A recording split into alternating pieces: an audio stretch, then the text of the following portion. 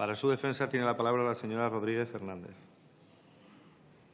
Presidente, señorías, señor ministro, tenía miedo de que no viniese, pero al final sí que está, porque no lo había visto toda la mañana.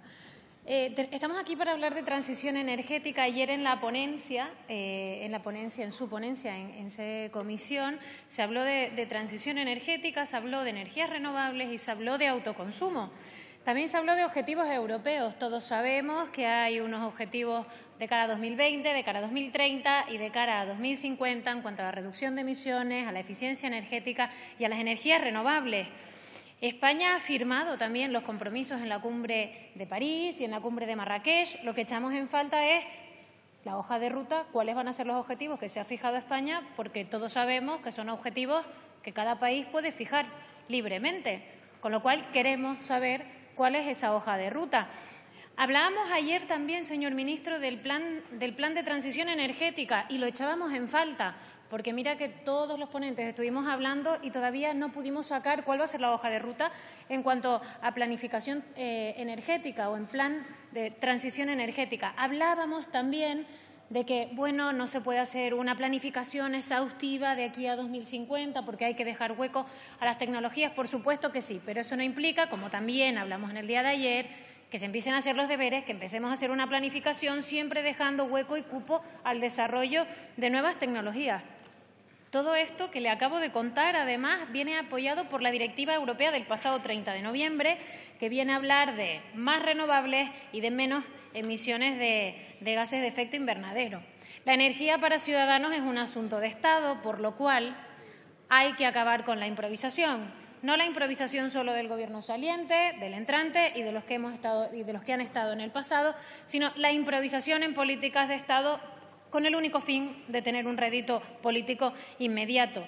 España genera dudas en cuanto a sus garantías en materia de política energética, en cuanto a la seguridad jurídica y, además, es el país que más demandas tiene en tribunales internacionales respecto a la retroactividad que se ha aplicado por una legislación determinada.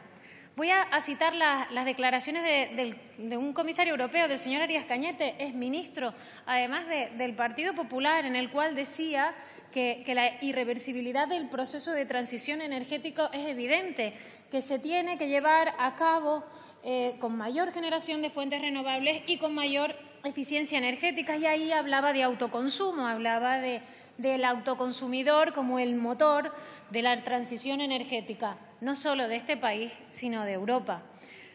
Por eso tenemos que hablar de autoconsumo. Supongo que ya también lo suponía.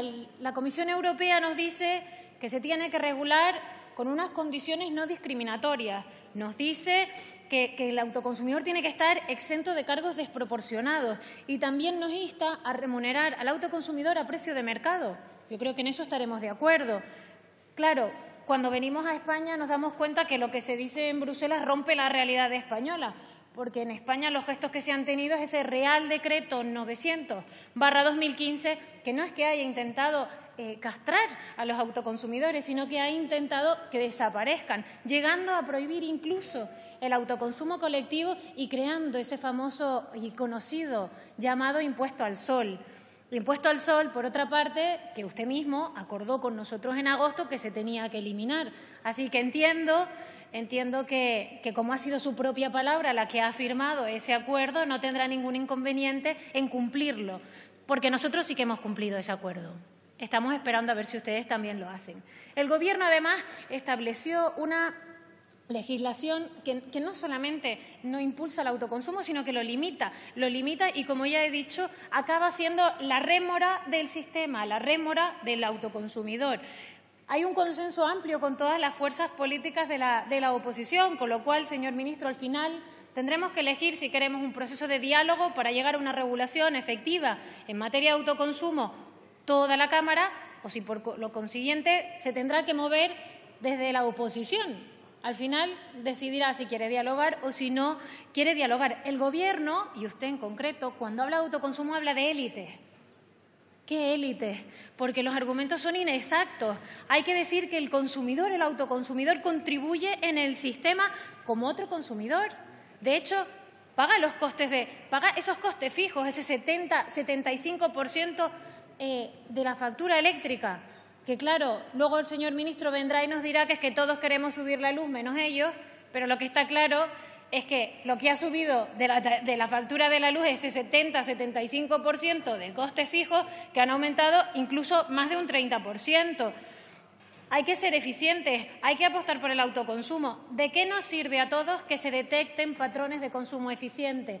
¿De qué nos sirve a todos, señor ministro, de que las personas intenten reducir su consumo? Si al final, como el cajón desastre de la factura eléctrica va a seguir incrementando los costes fijos, da exactamente igual si no encendemos nunca la luz en casa, porque de manera inmediata va a seguir subiendo el recibo. Y los ciudadanos no saben lo que pagan, porque nadie les ha explicado bien qué es todo ese cajón desastre que es la factura de la luz. Y tenemos que empezar por ahí. Ayer lo comentamos, es necesario una auditoría de esa factura eléctrica. Se está discriminando a un colectivo, en este caso el del autoconsumo, porque el autoconsumidor no es un productor. Si usted en su casa, si tiene el privilegio de tener una casa con un jardín y con un bello naranjo, nadie de nosotros, señorías, pensará que usted es un productor, que usted es un agricultor, porque usted solo tiene un naranjo. Pues entiendo, señoría, que porque uno tenga una placa fotovoltaica en su casa, no puede ser considerado tampoco un productor. Aquí no se está hablando de élites, se está hablando de derechos y de que uno no se le puede catalogar, porque además, no lo digo yo, es que la Comisión Europea dice que una instalación menor a 10 megavatios no se le puede considerar como un productor. Con lo cual, al final estamos intentando mezclar temas para hablar de lo que no toca. Y nos topamos con la Administración y nos topamos con la burocracia, que algunas personas coloquialmente pueden incluso llegar a llamar como burocracia, porque se establecen distintos aspectos en la legislación o en la Administración para que no se puedan inscribir instalaciones. La Administración tiene que funcionar de manera eficiente y lo que está haciendo con toda esta amalgama de trabas que se han puesto es evitar que los autoconsumidores se puedan registrar. Porque hay una cosa en la que estamos muy de acuerdo. Es necesario que exista un registro, porque es necesario saber cuánta potencia instalada se tiene en el país. Pero lo que no hay que hacer es poner problemas para que alguien no pueda declarar la potencia que tiene instalada o intentar ponerle trabas para que decida agotarse por el camino y no acabar instalando su sistema.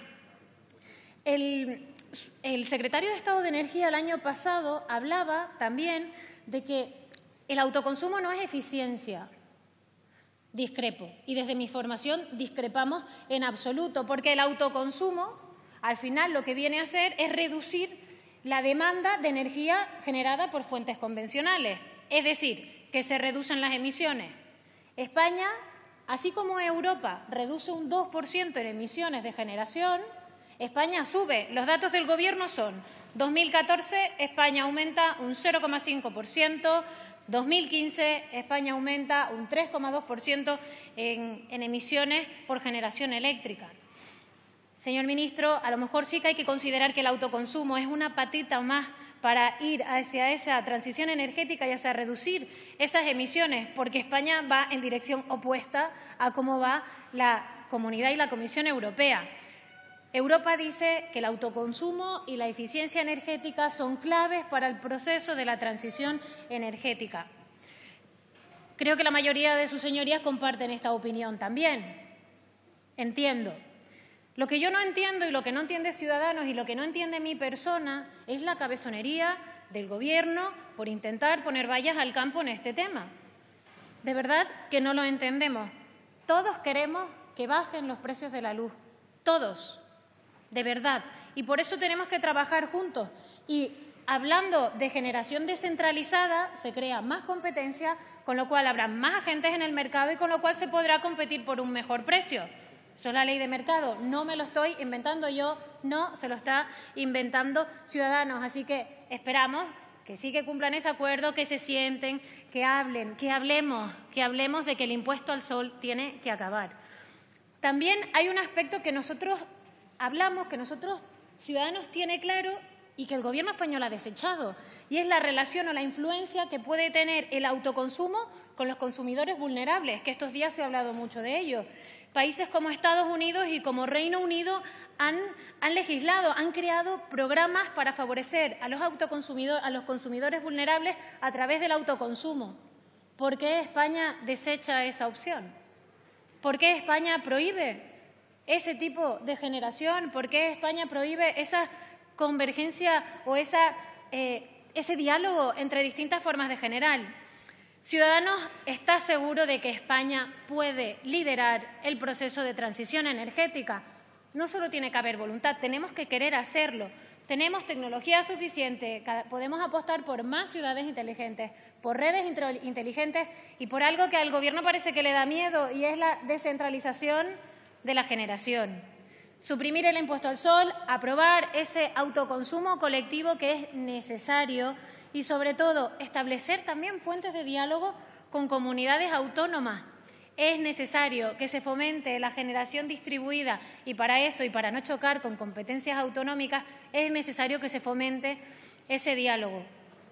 Me sobra tiempo, pero creo que he sido bastante concisa y quiero cerrar con una frase literal del comisario europeo, Arias Cañete, que es de su partido, que es de su formación y que ha sido ministro del gobierno saliente. Y la frase era la siguiente: los consumidores son los auténticos impulsores del proceso de transición energética.